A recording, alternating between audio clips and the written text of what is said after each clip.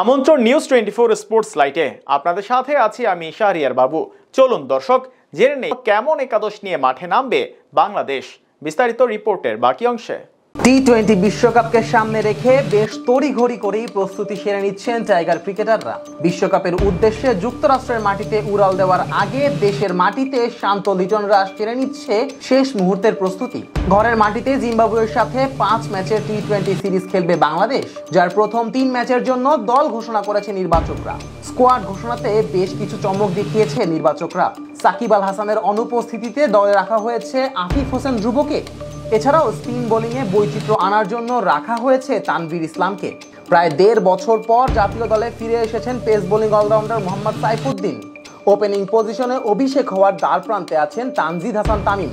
সৌম্য সরকারের অনুপস্থিতিতে তিনি হতে পারেন দলের ট্রাম্প কার্ড। তবে টাইগারদের সবচেয়ে বেশি ভোগাতে পারে সাকিব আল হাসান ও মোস্তাফিজুর রহমানের না খেলাটা। কেননা সাকিব দলে থাকলে প্রয়োজন অনুসারে অতিরিক্ত একজন ব্যাটার কিংবা বোলার খেলাতে পারে টাইগাররা। দুই ডিপার্টমেন্টেই দারুণ পারফর্ম করা সাকিবের অভাবটা পূরণ করতে হলে বেশ বিপাকেই পড়তে হতে পারে অধিনায়ক শান্তকে। এছাড়া আইপিএলে 9 ম্যাচে 14 উইকেট নেওয়া ফিজ বল হাতে ঘুরিয়ে দিতে পারেন ম্যাচের মোড়। তবে টানা ক্রিকেটের সাথে যুক্ত থাকা ফিজকে বিশ্বকাপের আগে বিশ্রাম দেওয়ার ব্যাপারটাও মাথায় রাখা জরুরি।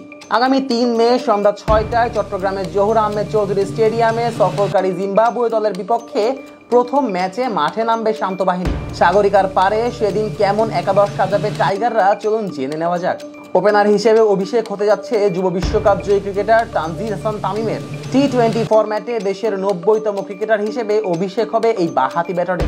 তামিমের সাথে ওপেনিং পার্টনার হিসেবে অপর প্রান্তে নামবেন লিটন কুমার দাস।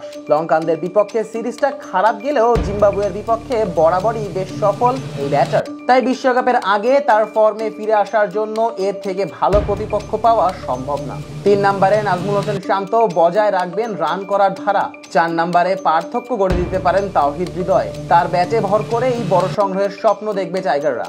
মিডল অর্ডারের মূল দায়িত্বটা থাকবে মাহমুদুল্লাহ রিয়াদের উপর। পারফরমেন্স দিয়ে নিজেকে প্রমাণ করা রিয়াদ এখন বদলে গেছেন পুরোটাই। দলের প্রয়োজন অনুযায়ী দ্রুত গতিতে রান তুলতে পটু এই ব্যাটার। এছাড়া জাকের আলী অনেক পূরণ করতে পারেন হার্ড হিটারের অভাবটা। শ্রীলঙ্কা সিরিজে তার হিটিং ক্যাপাবিলিটি বেশ ভালোভাবেই দেখেছে বাংলার ক্রিকেট ভক্তরা।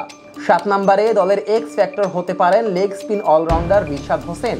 বোলিং সাইডে 3 জন পেসার আর 2 জন স্পিনার নিয়ে মাঠে নামতে পারে টাইগাররা।